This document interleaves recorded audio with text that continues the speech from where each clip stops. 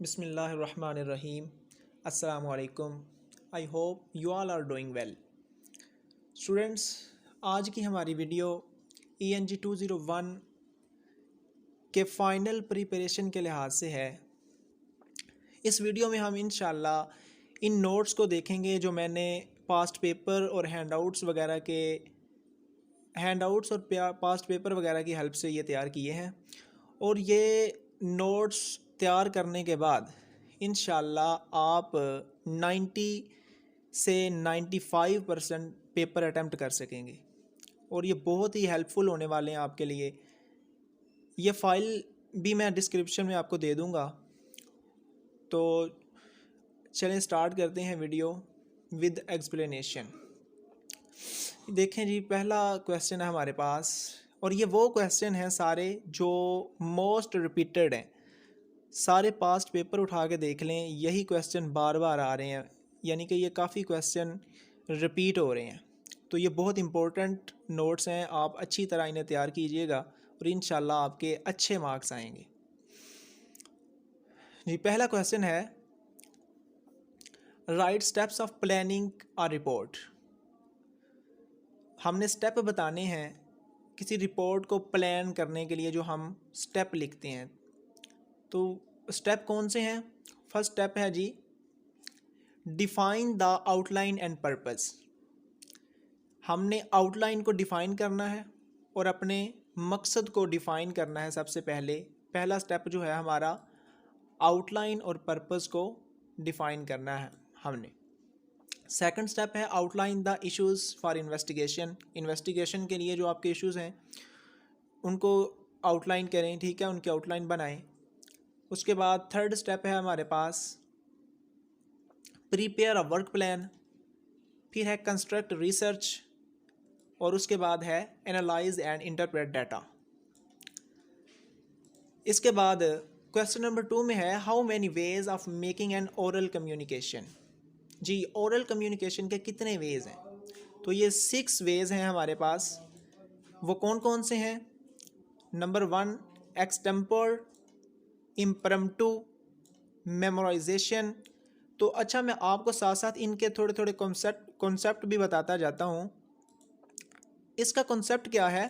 Extempore वो चीज़ होती है यानी कि जो हमने बोलने से पहले प्रिपरेशन करनी होती है, यानी कि प्री प्लान्ड, जो पहले हम तैयार करने के बाद उसको फिर कम्युनिकेशन करते हैं या डिलीवर करते हैं, उसको हम एक्सटेम्पोर कहते हैं। और जो पहले जिसकी तैयारी नहीं की जाती, बग़ैर तैयारी के ही जो हम बयान कर देते हैं, उसको हम इम्प्रम्प्टू कहते हैं। थर्ड नंबर पे है मेमोराइजेशन। मेमोराइजेशन का मतलब है ज़ुबानी याद करना, ज़ुबानी याद करके और फिर उसको बयान करना। और उसके बाद रीडिंग आ जाता है। रीडिंग में ये आ जाता है जैसे हमने कोई चीज़ लिखी हो, ठीक है, किसी पेज पे लिख ली हो और पेज पे लिख के ऊपर से देख के रीडिंग करते जाएं और बताते जाएं कि ये है, ठीक है। इसके काफ़ी हद तक ड्रॉबैक भी हैं, इसके डिसएडवांटेजेस भी हैं। खैर वो हमारा टॉपिक नहीं है। लेकिन उसके बाद है जी मोड्स ऑफ डिलीवरी। तो ये जो ऊपर हमने चारों पढ़े हैं ये मोड्स ऑफ डिलीवरी हैं, ठीक है, एक्सटेम्पोर, इम्प्रम्प्टू, मेमोराइजेशन, रीडिंग। तो डिलीवरी गाइडलाइन, ठीक है जी, तो कैसे डिलीवर करना है हमने, कोई भी जो कम्युनिकेशन के लिए जो हमने तैयार किया है वो डिलीवर कैसे करना है। तो ये स्टेप थे इसके। थर्ड क्वेश्चन है व्हाट इज़ प्रपोजल राइटिंग। जी, प्रपोजल राइटिंग क्या होता है? ये एक इम्पोर्टेंट डॉक्यूमेंट्स होता है। असल में ये मैं आपको आसान अल्फाज में बताऊं तो प्रपोजल राइटिंग ये होता है कि ये एक वे होता है ये कहने का कि मेरे पास एक आइडिया है, आई हैव एन आइडिया, कि मैं आपके किसी मसले को हल कर सकता हूँ। वो कैसे हल कर सकता हूँ उसके बारे में एक्सटेंसिव इंफॉर्मेशन देना, ठीक है, extensive information about the intentions. जो भी आपने कहा है कि मेरे पास एक आइडिया है उसके बारे इंफॉर्मेशन देना, ठीक है। तो ये प्रपोज़ल का काम होता है। तो ये है, ये देख लें, ये इसका एक point, proposal is a very important documents. इसके बाद जी डिफरेंस बिटवीन वेग एंड ऑर्डिनेट लैंग्वेज। वेग एंड ऑर्डिनेट लैंग्वेज, तो ये बहुत सिंपल सी चीज़ें हैं, ये मैं आपको बता देता हूँ। ये देख लें, सबसे पहले ऑर्डिनेट लैंग्वेज क्या होती है। Use the simplest most direct word possible. Ordinate language में हम सिंपलेस्ट और मोस्ट डायरेक्ट वर्ड इस्तेमाल करते हैं, और इसके मुतबादल जो है वेग लैंग्वेज जो है, वेग लैंग्वेज में हम बिल्कुल ये उसके उल्ट है, समझ लें। इसमें हम डिटेल में बात करते हैं। ये देख लें, अमाउंट ऑफ डिटेल। इसकी एक आसान सी आपको मिसाल दे के समझाऊँ तो वेग लैंग्वेज वो होती है जिसमें ये सिर्फ डिटेल में सारी बात हमने करनी होती है। जैसे कोई पूछ ले कि इंट्रोड्यूस योर सेल्फ, तो हम डिटेल से अपना अपनी इंट्रोडक्शन अपना करवाते हैं, ठीक है। और यानी कि काफ़ी अल्फाज हमें कहना पड़ते हैं। और जो ऑर्डिनेट लैंग्वेज है ना, इसमें हम क्या करते हैं, हमसे कोई क्वेश्चन करता है तो हम सिर्फ येस और नो में जवाब देते हैं। बस ये फ़र्क याद रख लें, इसमें येस और नो में जवाब देते हैं, हम सिर्फ वन वर्ड इस्तेमाल करते हैं। और वेग लैंग्वेज में हम डिटेल से बात करते हैं। अपना इंट्रोडक्शन करवाना हो या कोई भी क्वेश्चन हो, उसमें डिटेल में हमने जवाब देना होता है जी। तो इसके बाद what is difference between memo and later. तो ये बड़ा इंपॉर्टेंट क्वेश्चन है, ये हम मिड टर्म में भी पढ़ के आए हैं, उसमें भी इम्पोर्टेंट था, मेमो एंड लेटर। तो इसमें सिंपली मैं आपको बता दूं, ये जो मेमो है, मेमोरेंडम का ये शॉर्टकट है मेमोरेंडम का। मेमो क्या करता है जी, मेमो ये देख लें, ये इसका पॉइंट याद रखने वाला है। It means it use to talk inside organisation. ये किसी ऑर्गेनाइजेशन के अंदर ही अगर हमने कम्युनिकेशन करनी है तो मेमो इस्तेमाल होता है, और अगर हमने ऑर्गेनाइजेशन से बाहर किसी और जगह कम्युनिकेशन करनी है तो लेटर इस्तेमाल होता है। इनमें मेन डिफरेंस यही है। किसी ऑर्गेनाइजेशन के अंदर हम कम्युनिकेशन करना चाहते हैं तो मेमो के ज़रिए करेंगे, और ऑर्गेनाइजेशन से बाहर करना चाहते हैं तो लेटर के ज़रिए करेंगे। इसके बाद क्वेश्चन है, in how many ways question mark are used. जी, क्वेश्चन मार्क हम कैसे इस्तेमाल कर सकते हैं, 3 वेज हैं इसके। नंबर 1, तो जो भी हमने पैराग्राफ लिखना है उसका पहला वर्ड जो है कैपिटल होना चाहिए। जैसे ये देख लें, मैंने ये यू बड़ा लिखा है, ठीक है। उसके बाद दूसरे नंबर पे सॉरी ये मैंने क्या कह दिया है, क्वेश्चन मार्क। देखें, क्वेश्चन मार्क की बात हो रही है, मुझे गलती लग गई है। क्वेश्चन मार्क, ये देखें, use question mark to end end interrogative sentences. जो भी सवालिया निशान, सवालिया हमारे होते हैं, सवालिया जुमले होते हैं, उनके लास्ट पे जब उनको एंड करते हैं हम, उनके लास्ट पे हम क्वेश्चन मार्क लगाते हैं। ये सिंपल सी बात है। उसके बाद दूसरे नंबर पे है, क्वेश्चन मार्क हम कब लगाते हैं, डिक्लेरेटिव और इम्परेटिव सेंटेंस को जब हम क्वेश्चन में कन्वर्ट करते हैं। इम्परेटिव और डिक्लेरेटिव सेंटेंसेस को जब हम क्वेश्चन में कन्वर्ट करते हैं तो उस पे भी हम क्वेश्चन मार्क लगाते हैं। और इसका थर्ड वाला मिस हो गया एक, वो था, वो उस पे ऑप्शनल होता है। अगर आप लगा दें क्वेश्चन मार्क तो तब भी ठीक है, अगर ना लगाएं तब भी ठीक है। इसके बाद है, how many types of body of report. Report जी, बॉडी ऑफ रिपोर्ट तो 3 हिस्सों पर मुश्तमिल होती है। सिंपल सी बात, इंट्रोडक्शन, टेक्स्ट, टर्मिनल सेक्शन। इसमें हम इंट्रोडक्शन करवाते हैं, इसमें ये टेक्स्ट मेन बॉडी होती है, और टर्मिनल सेक्शन में हम उसको एंड करते हैं। इसके बाद है the qualities of good manuscripts. तो इसकी जो क्वालिटीज़ हैं वो क्या है, ये देख लें जी। A manuscript should be visual attractive, visually attractive, attractive होना चाहिए। उसके बाद दिस मीन्स दैट, अच्छा ये इसका मेन पॉइंट है, a manuscript should invite readership. Readership के लिए ये इसको इनवाइट करना चाहिए जी। तो इसके बाद what is an example of dangling modifier.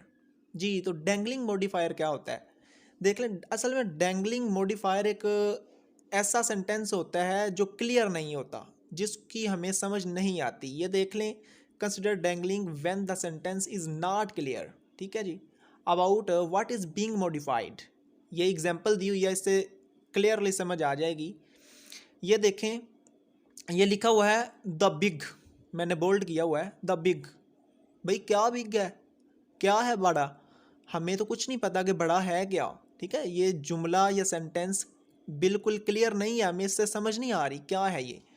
Does not make sense between without telling what is big, which leaves big as a dangling modifier. ये डैंगलिंग मॉडिफायर है। बट द बिग डॉग, ये देख लें जी, ये क्लियर हो गया ना, हमें पता चल गया बिग डॉग के कुत्ता, बड़ा कुत्ता। ठीक है, तो ये क्लियर हो गया, it is the complete press.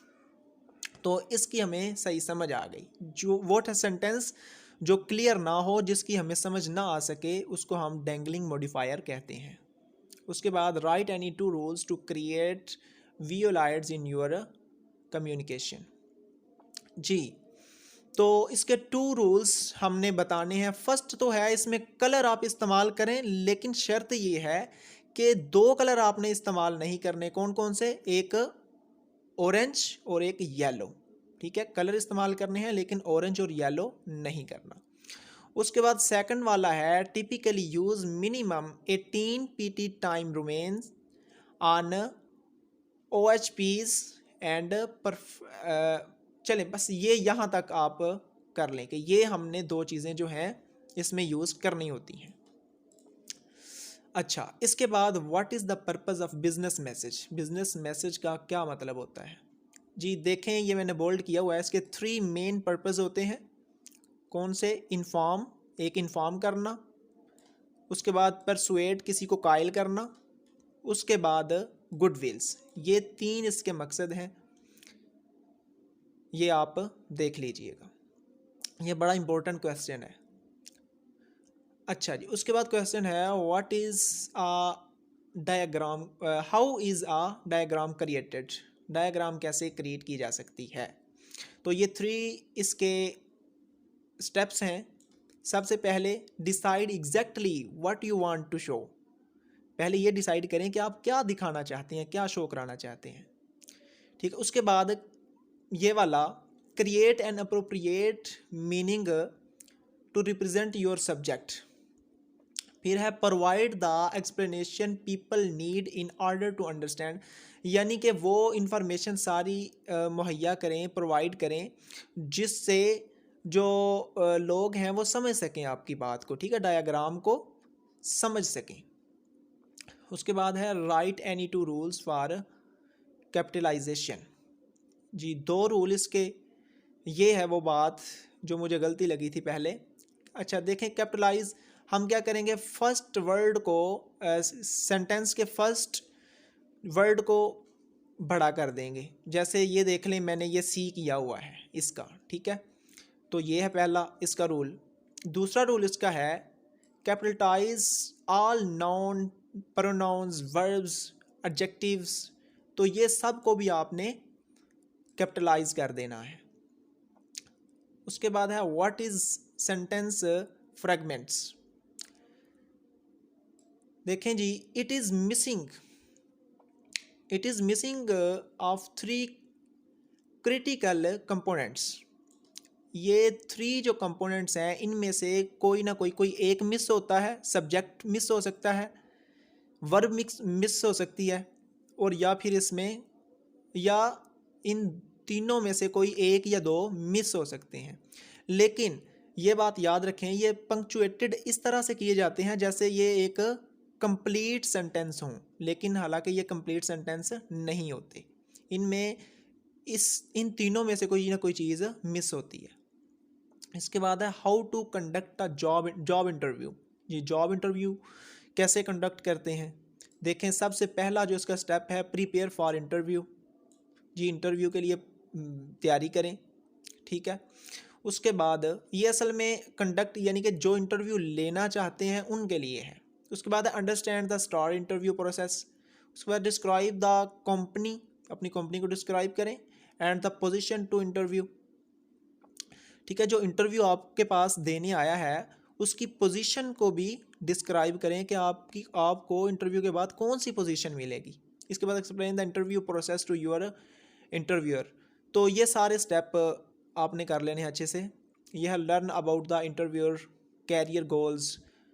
उसके बाद है ask questions related to the position. ठीक है, जो पोजीशन पे मसलन अगर कोई टीचिंग के लिए गया है तो उसके हवाले से उससे क्वेश्चन करें। ठीक है, ये चीज़ें। Gather more information with follow up questions. तो उसके बाद लास्ट वाला स्टेप ये था जी। इसके बाद नेक्स्ट क्वेश्चन है व्हाट आर ऑर्गेनाइजेशनल चार्ट। देखें ये नाम से ज़ाहिर है ऑर्गेनाइजेशनल चार्ट। ऑर्गेनाइजेशनल चार्ट क्या होता है, जिसमें अरेंजमेंट होती है, ये देख लें, जिसमें अरेंजमेंट होती है arrangement of people and departments in an organisation. तो क्या है, इसमें किसी भी ऑर्गेनाइजेशन में जो लोग काम कर रहे हैं, ठीक है, पहले कोई सीईओ है या पहले कोई ऑफिसर है, उससे नीचे फिर लेबर है, उससे नीचे फिर कोई लेबर है, तो इस तरह से उनको एक चार्ट में ऑर्गेनाइज करना, ठीक है, अरेंजमेंट करना उनकी एक चार्ट में किसी ऑर्गेनाइजेशन के, तो उसको हम कहते हैं ऑर्गेनाइजेशन चार्ट। इसके बाद how can we create a pie chart. Pie chart कैसे क्रिएट कर सकते हैं, तो ये करने के लिए हम क्या करेंगे, एक सर्कल ड्रा करेंगे। ठीक है, सर्कल ड्रा करने के बाद लाइंस, उसमें लाइंस बनाएंगे, slice it into wages.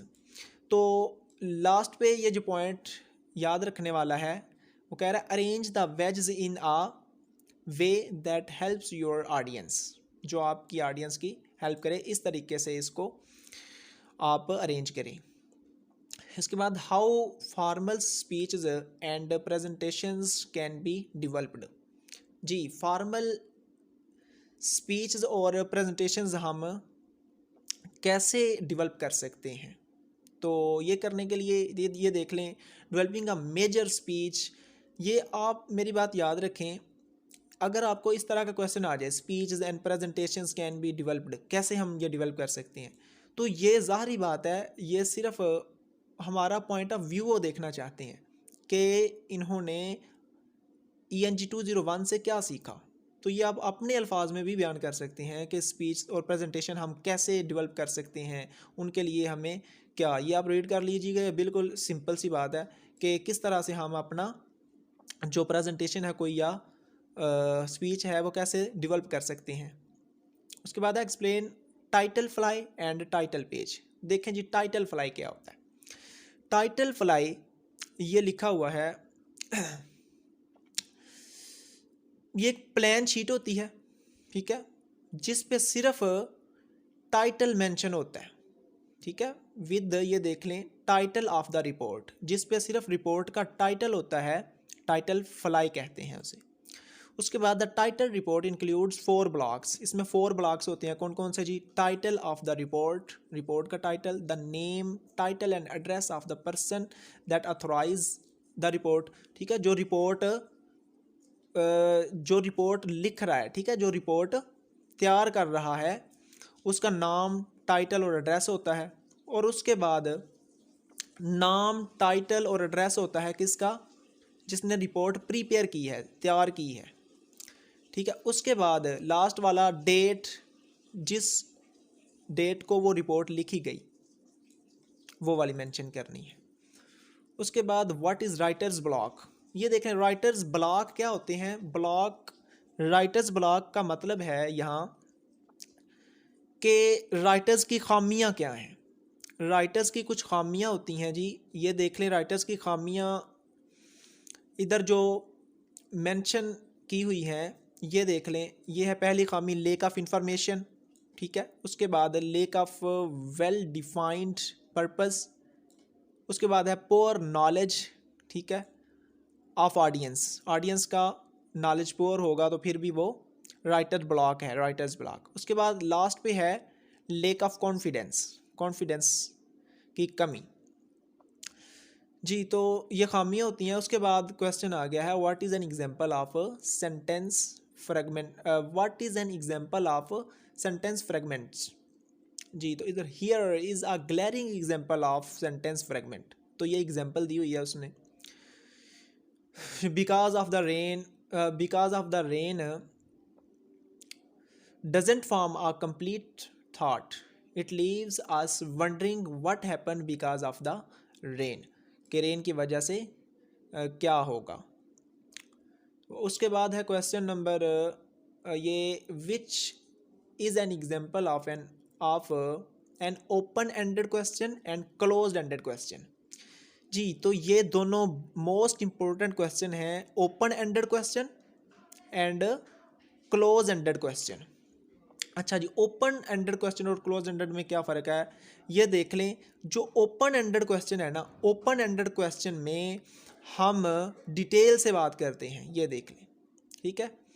Broad and can be answered in detail, हम डिटेल में बात करते हैं तो उसको हम कहेंगे ये ओपन एंडेड क्वेश्चन है, ठीक है। तो ये एग्जांपल दी हुई है, what do you think about the product. ये अगर क्वेश्चन करता है तो हम उसका डिटेल में जवाब देंगे। और क्लोज एंडेड क्वेश्चन में क्या होता है, क्लोज एंडेड क्वेश्चन में हम सिर्फ सिंगल वर्ड बोल देते हैं।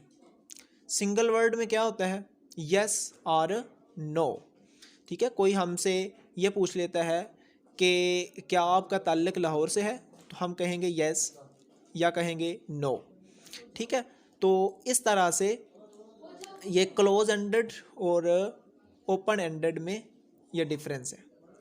इसके बाद है right a note on correctness principles of communication. तो ये देख लें जी, 3 चीज़ों में करेक्टनेस होनी चाहिए, ठीक है, तो फिर ही हमारी करेक्टनेस कंप्लीट होती है। ग्रामर में होनी चाहिए, पंक्चुएशन में होनी चाहिए, कॉमास वगैरह कहाँ लगे हैं, उसके बाद स्पेलिंग हमारे गलत नहीं होने चाहिए। तो इसके बाद question what are organisational chart. ये वही क्वेश्चन रिपीट हो गया ऊपर वाला। इसमें मैंने ये देख लें किया हुआ है द अरेंजमेंट्स ऑफ पीपल, ठीक है, और उसके बाद डिपार्टमेंट इन एन ऑर्गेनाइजेशनल, ये रिपीट हो गया ऊपर वाला ही। इसके आगे difference between consideration and courtesy. तो ये देख लें, ये वैसे ही बता देता हूँ। कंसिडरेशन क्या होता है, कंसिडरेशन का मतलब है कि आप जिससे कम्युनिकेशन कर रहे हैं उसके थॉट्स को, उसकी थिंकिंग को आप कंसिडर करें कि वो क्या सोच रहा है। उसके अगर मैं उससे कम्युनिकेशन कर रहा हूँ तो वो मुझसे क्या क्वेश्चन कर सकता है, उसको कंसिडर करें, ठीक है। तो क्या कंसिडर वो कर सकता है। उसके बाद courtesy, on the other hand, courtesy is mainly because you feel like it's the right thing to do. courtesy मतलब शाइस्तगी, ठीक है। तो इसके बाद क्वेश्चन आ जाता है difference between table of contents and appendix of a report. जी, टेबल ऑफ कंटेंट्स क्या होता है। टेबल ऑफ कंटेंट्स देख लें, ये प्रोवाइड करता है outline of analysis reports for readers. तो ये आउटलाइन प्रोवाइड करता है, जो जो भी हमने चीज़ें देनी होती हैं किसी को या लिखनी होती हैं, हम उसकी एक आउटलाइन बना लेते हैं, ठीक है। उसको हम कहते हैं जी ये टाइप्स टेबल ऑफ कंटेंट्स है। और इसके अलावा ये appendix would include derivations of equations. ये इक्वेशंस के डेरिवेशंस होते हैं, tables of raw data, sample equations and so forth. जी, तो ये इसके आगे क्वेश्चन है what is the problem with a double negation in a sentence. देखें जी, डबल नेगेशन हम कभी भी इस्तेमाल नहीं करेंगे। अगर डबल नेगेशन इस्तेमाल करेंगे in English using 2 negations words to express one negation idea creates a positive rather than a negative interpretation, ठीक है। तो हम हमेशा डबल नेगेशन नहीं इस्तेमाल करेंगे बल्कि सिंगल करेंगे। इसके बाद लास्ट क्वेश्चन है जी आज का हमारा, what is analogy. An analogy is a comparison. अच्छा, ये कंपैरिजन होता है किन के दरमियान, सिमिलरिटीज़ के और अनलाइक्स, ठीक है। तो comparison of certain similarities between things which are otherwise unlike. तो ये इन दोनों चीज़ों के दरमियान कंपैरिजन होता है। तो ये एग्जांपल दी हुई है, डिस्कशन इन एजुकेशन, तो ये एक टीचर की एग्जांपल दी हुई है, इससे बड़ा क्लियरली समझ आ जाता है, ठीक है। तो जी ये था आज का हमारा लेक्चर। उम्मीद है आपको वीडियो पसंद आई होगी। अगर आपको वीडियो पसंद आई है और इस लेक्चर से आपको लगता है कि वाकई आपको फ़ायदा होने वाला है, तो आप